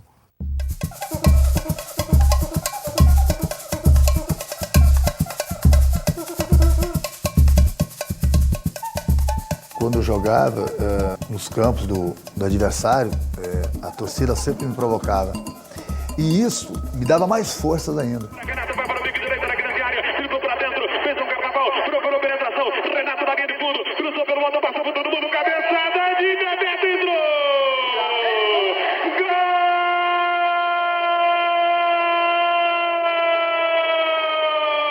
Gol do Flamengo! Uma jogada monumental de Renato pela ponta direita. Bebeto escorou na cabeçada e botou no fundo do barulho. Eu nunca fiz gestos obscenos, não, mas eu fazia sempre aquele gesto de... Então, 60, 70, 80, 90, 100 mil pessoas sacanear um jogador é mole. Aí eu pensava também, quando fizer um gol, uma pessoa sacanear o estádio todo, pode ter certeza que eu me preparava, porque eu sabia que os caras vão me aporrear, vão me xingar, mas também se eu meter um gol, eu sacaneio eles todos. Aí a lateral Internacional de Porto Alegre que bota a pressão, corre atrás do prejuízo, o Flamengo vence 1-0. Aloísio, bola na área, a chance, Amarildo, gol! Eu não vi a bola, o zagueiro tem que ver a bola, mas ele saiu assim, quando eu saí, ele deu um toquinho pra cá e já virando, já... Explodiu na perna direita, não deu pra Zé Carlos, tudo igual outra vez no Beira-Rio. Embora o Flamengo fosse um time de muito toque de bola, de muito envolvente, né, nós poderíamos até ter vencido aquele jogo. Eu acho que se aqui a gente tivesse tido um resultado um pouco melhor, de repente uma vitória, lá nós poderíamos ter brigado bastante, né? Eu me lembro de uma jogada, cara. Eu não falo nem do gol. Eu me lembro de uma jogada que eu dei uma bicicleta. Poxa, eu queria rever aquele lance ali, porque foi um lance que me ficou... Mas não entrou a bola bateu na trave. Mas foi uma jogada, se eu não me engano, do Renato Gaúcho, que foi, cruzou. Eu vinha chegando, virei o corpo e dei uma bicicleta, a bola bateu na trave. Se entra aquela bola ali é gol de placa, né, velho? Gol, é uma jogada linda. Ela me marcou, você vê que me marcou até, eu acho que até mais do que o gol. Que foi uma jogada que, foi uma pintura aquela jogada. Eu vou te mostrar a jogada agora, Bebeto. Você tem aí, cara? Aqui, eu vou te mostrar agora. Ah, meu filho, tenho que pegar essa jogada pra mostrar pra meu filho, que eu falo dele, ele tenta buscar na internet e não consegue. Rapaz, não faz isso não, olha meu filho aqui, rapaz. Pode ver? Vem, claro, vem sim. É a luta do Flamengo, Jorginho. Tenta o lance individual em cima do Paulo Roberto. Tá difícil espaço pro cruzamento. Olha. Ele volta pra Renato. Aí ele joga na área. Com a bicicleta na trave. Que isso, rapaz? Ah, meu filho, que isso, rapaz? Como é que essa bola não entra? Um lindo lance de Bebeto. A marca do futebol brasileiro, da criatividade do jogador. Foi um jogo complicado, um jogo meio difícil. Com o Internacional normal também, só jogar no Beira-Rio contra o Internacional, um time super forte. E a gente acaba empatando, um resultado bom para decidir no Maracanã. Mas dentro do Maracanã, a gente estava dentro da nossa casa, de frente da nossa torcida. Então, era quase impossível a gente perder aquele título dentro do Maracanã. A torcida do Inter fez muita festa antes de sair de Porto Alegre. A viagem de ônibus de quase um dia inteiro não desanimou ninguém. E alguns até arriscaram o cardápio da comemoração pelo título. Carreteiro de galinha de Quintino, regado com um molhozinho à la Bebeto e com muito vinho Portalupe. Quando empatamos lá, a gente só ficou preocupado quando a temperatura mudou, né? Na decisão. Mais uma vez, chuva, tempestade no Rio de Janeiro. E aí chegou Márcio Braga na concentração, pediu a nossa opinião, se era o caso de transferir a partida ou se tinha que jogar. Nós estamos preparados para esse jogo. Nós nos preparamos. Pode cair granito, que nós vamos jogar.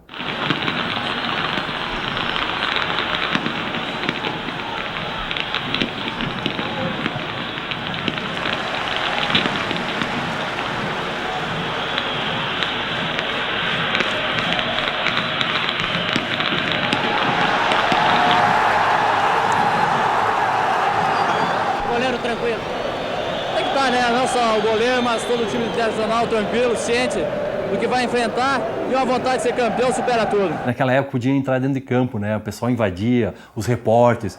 O Maracanã, assim, o gramado, tu não via grama, era só gente.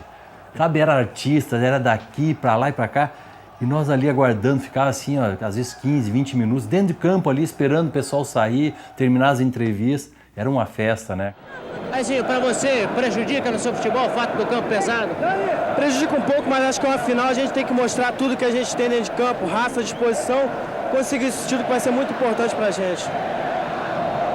Nós corremos atrás para chegar a esse ponto. O Flamengo está aí, representando o Rio de Janeiro, e vamos tentar esse título, que é um título inédito na história do clube. É verdade que está passando pela sua cabeça essa ser a sua última decisão? Não, de maneira nenhuma. Pra frente, bola pra frente. Sempre que a gente tem que ter confiança e fé em Deus. Autoriza Aragão, rolou a bola no Maracanã. O Flamengo já tenta o primeiro ataque, o Inter se segura pela primeira vez. Capitão Luiz Carlos, o Flamengo dá duro em cima com o Bebeto, é lateral Inter.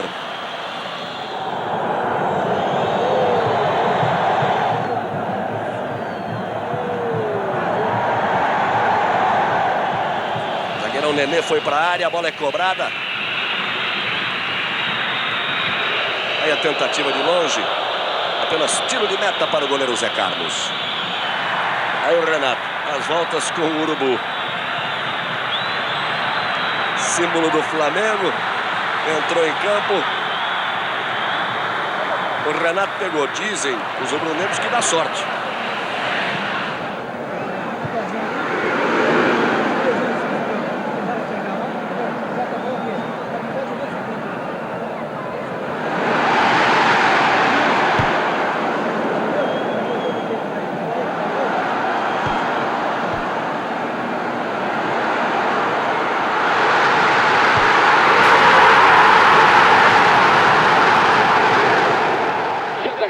Chega primeiro Paulo Roberto, tá de combate Renato, Renato tomou redonda de Paulo Roberto, tenta o cruzamento, partiu pra cima, cortou de novo agora o jogador Kennedy, completou sozinho de cabeça, era para Ailton, trabalhou para Zinho, se empurrou, para trás e na entrada da grande área, em profundidade para Bebeto, deixou a bola escapar, dividiu, atirou, entrou!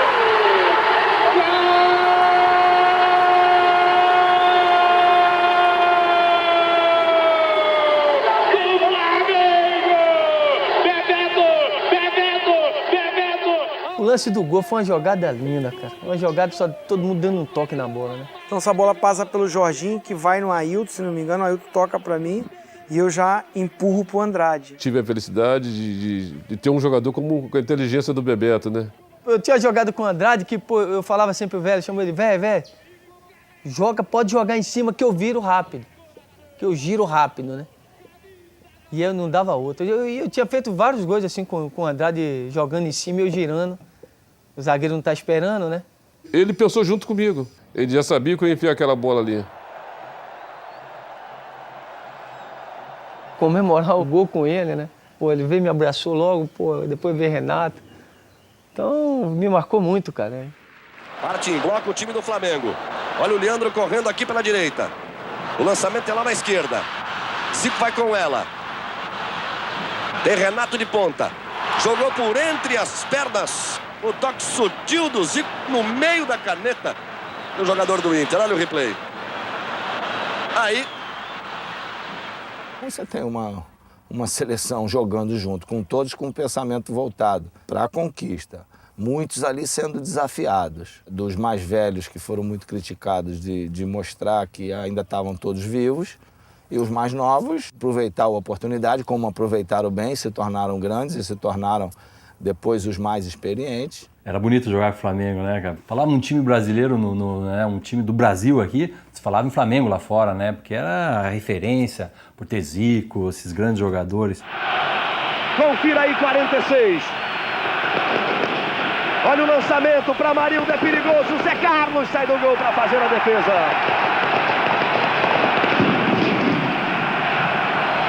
Aragão parece que vai pedir a bola. Chegou Aragão, apitou, ergueu o braço. O Flamengo é campeão da Copa União 1987. O torcedor do Flamengo não cabe debaixo da camisa rubro-negra e explode em emoção no Maracanã. O Internacional brigou até o último minuto como um grande adversário.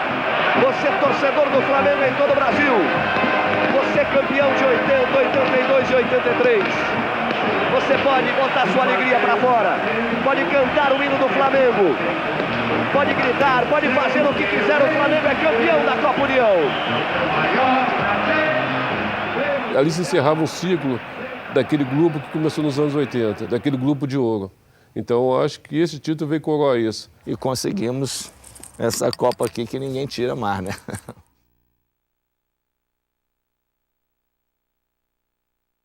Você acha que o Flamengo é campeão brasileiro? Acha, é?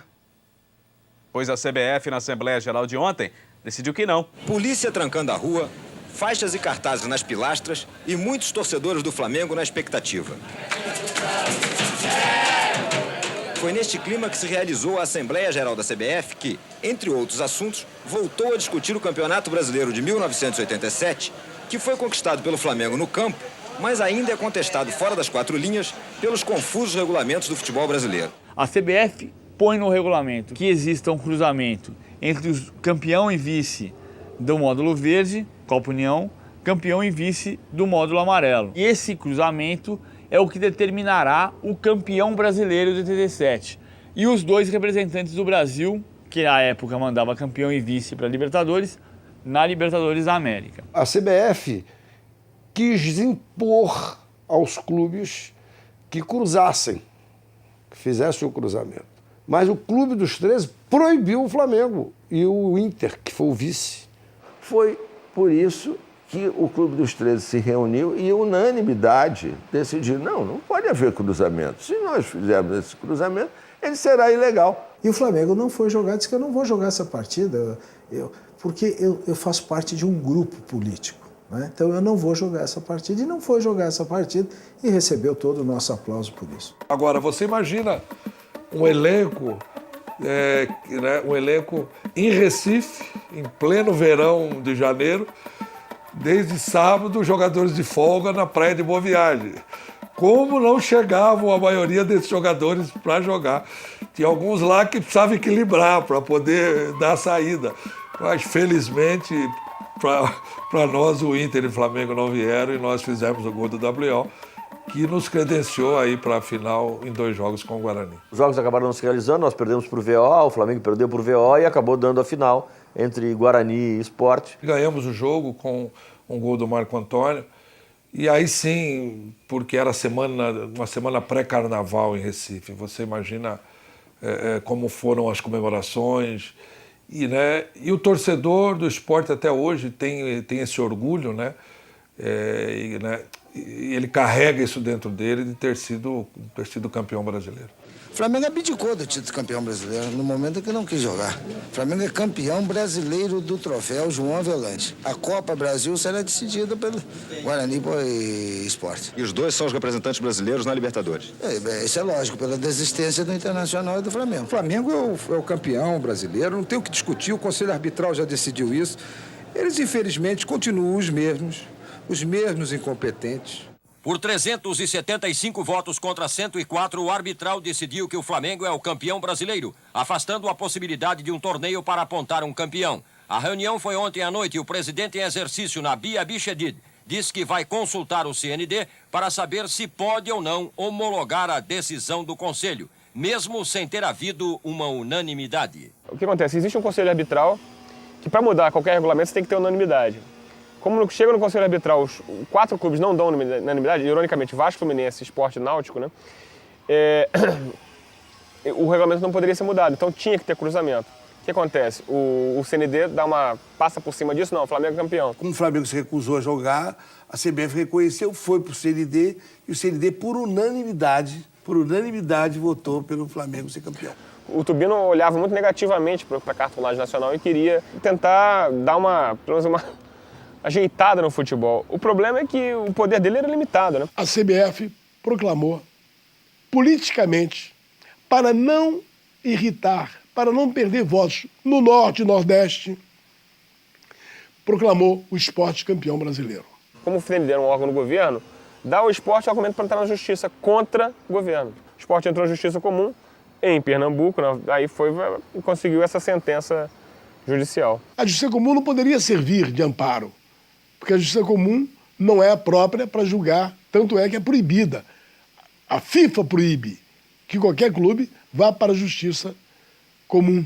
O ponto final da justiça esportiva era o Superior Tribunal, porque havia na ocasião o Conselho Nacional de Esporte, mas o Conselho era órgão normativo, ele não tinha poder jurisdicional. E a CBF, pelo seu órgão próprio, que era o STJ, o Superior Tribunal de Justiça, que era o único órgão que poderia emitir um juízo a respeito disso, fez. O STJ considerou, por unanimidade, que o campeão foi o Flamengo. Quando o Márcio Braga me procurou e disse, nós não vamos cruzar, não vamos jogar com esporte, porque nós somos os verdadeiros campeões brasileiros, eu então entrei com uma ação declaratória no Tribunal de Justiça Esportiva da CBF, na Rua da Alfândega. Eu queria o quê? Que o Tribunal de Justiça Esportiva, único competente, declarasse que o esporte não era o campeão brasileiro. Confesso que eu não me recordo de nem quem entrou com a ação, mas o que se proclamou na ocasião é que não havia o cruzamento dos módulos verde com o módulo amarelo. Salvo engano meu, é possível que um ou outro tenha ido a favor do presidente, mas a votação deu ao Flamengo o título de tetracampeão, ou seja, avalizando o campeonato que nós havíamos ganho no campo de futebol. Então nós éramos campeões brasileiros desportivamente e depois, juridicamente, consertando um erro político daqueles que governavam a antiga CBF.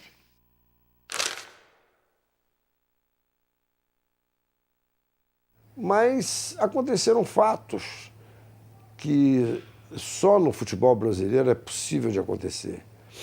Eu me recordo que participei de uma reunião no Clube dos 13, numa ocasião em que o esporte quis ingressar no Clube dos 13. E o Flamengo tinha direito de veto. Eu vetei o ingresso do esporte no Clube dos 13, disse que só permitiria se ele reconhecesse, por escrito, em ata, que o Flamengo era o legítimo campeão de 87. E o esporte assim o fez. Reconheceu que o Flamengo era o campeão. E o presidente do Clube dos 13 ficou incumbido de levar esta ata à CBF para sepultar definitivamente esse assunto, para não se discutir mais isso. A CBF não deu curso. Né? Isso aí foi reavivado depois por iniciativa do Kleber Leite no Flamengo, né? Que era a briga dele. Teve aqui, organizei o mesmo expediente, entreguei em mãos, leva para a CBF, estou repetindo, estou botando cópia do que foi remetido.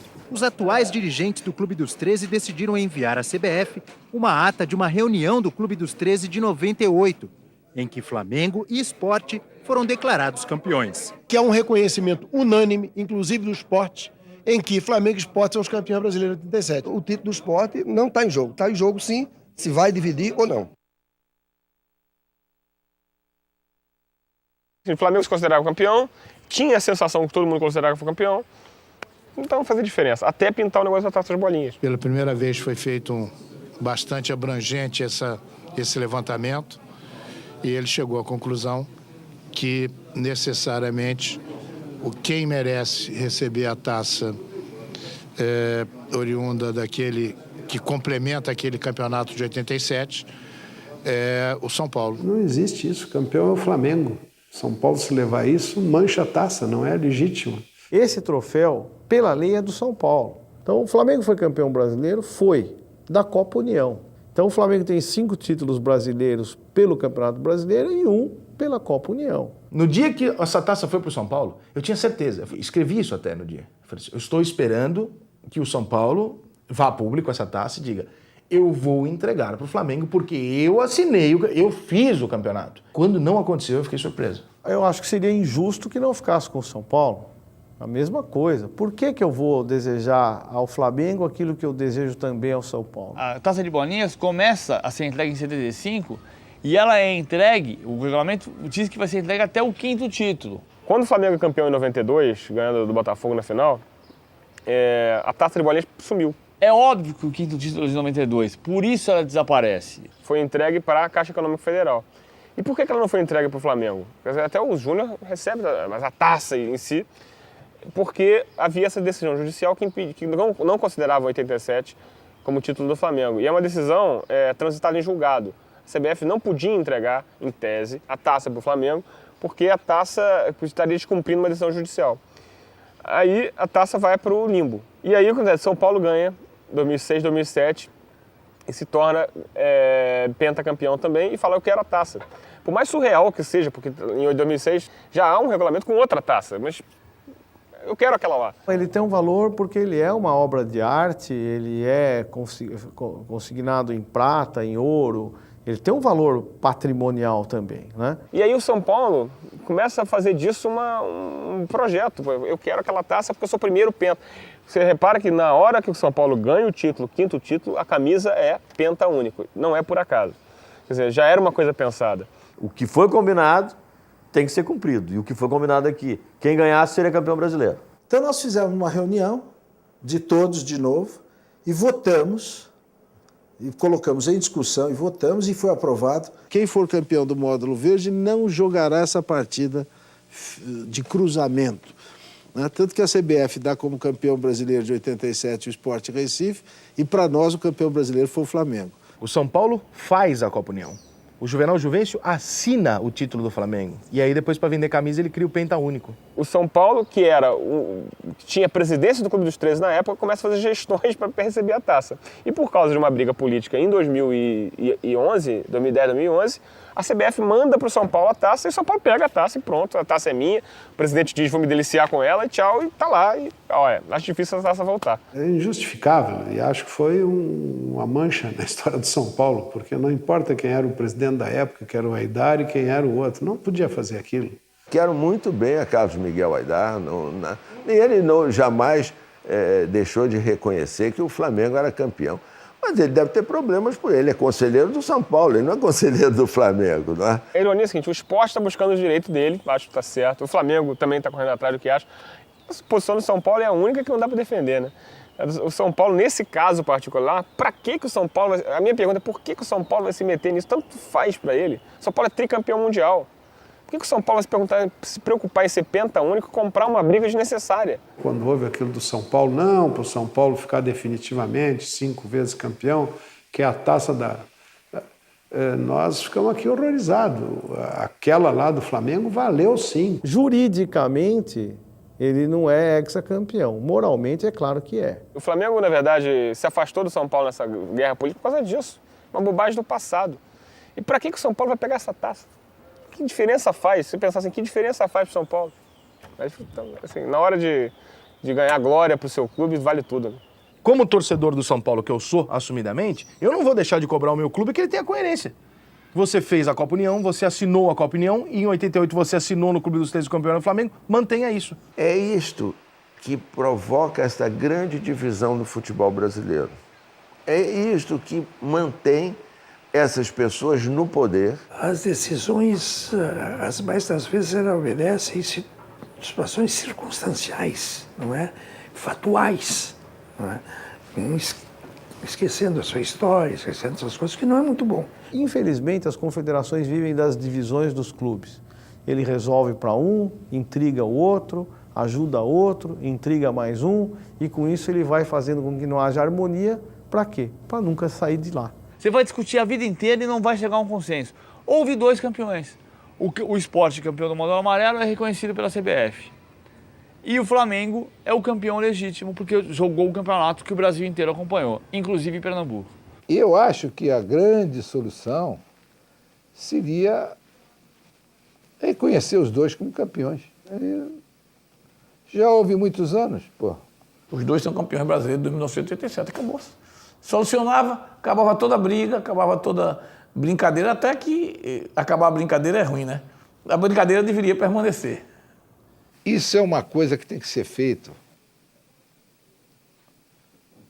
na calada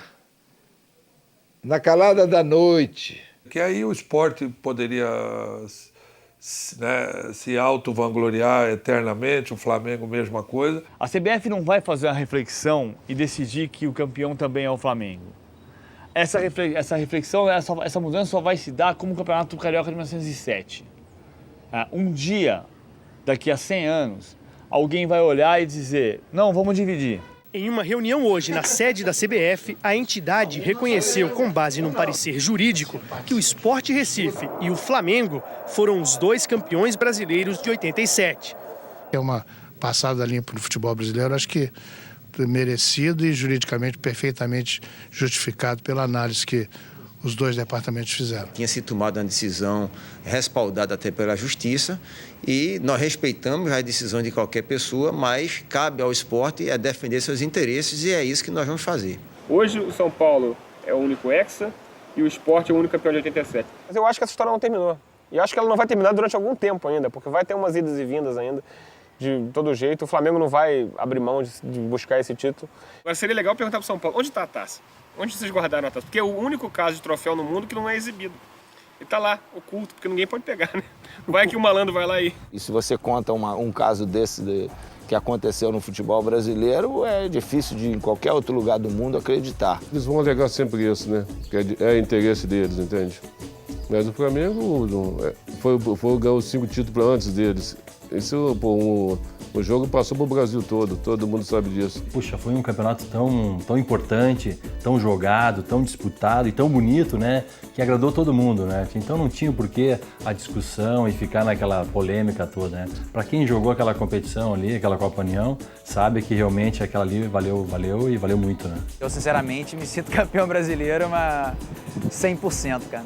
No meu currículo tá lá sacramentado, campeão brasileiro de 87. Nós conquistamos nosso direito dentro das 4 linhas, nós corremos, nós conquistamos.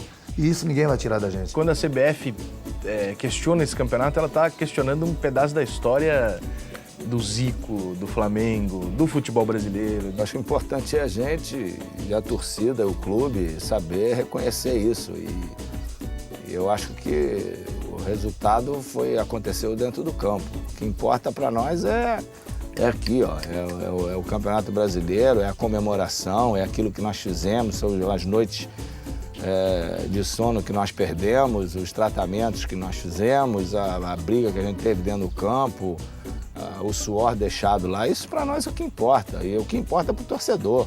Quer dizer, o que nós vencemos dentro do campo, ninguém vai tirar, não. Vou morrer dizendo para todo mundo, eu fui campeão brasileiro em 1987. Quando terminou o jogo e a torcida... Pô, que maravilha! Maravilha mesmo. Não tem nada comparável. Não se vive esse negócio tantas vezes. Era muito... Mexe muito com a gente aqui por dentro.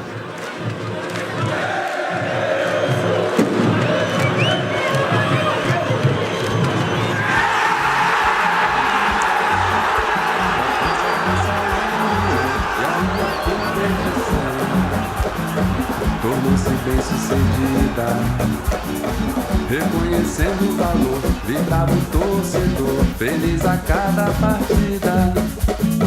No campo só campeões, jogando e dando lições de um futebol vencedor. O meu Flamengo era o fino nas mãos de um violino que um dia foi jogador. Abrindo o nosso caminho, à frente estava o galinho daquele grande plantel. E da defesa ao ataque, me lembro, só tinha craque, fazendo bem seu papel. Quem viu aquela história viveu momentos de glória, e do prazer foi parceiro, virou uma referência, um grito de independência do futebol brasileiro. Quem viu aquela história viveu momentos de glória, e do prazer foi parceiro, virou uma referência, um grito de independência do futebol brasileiro.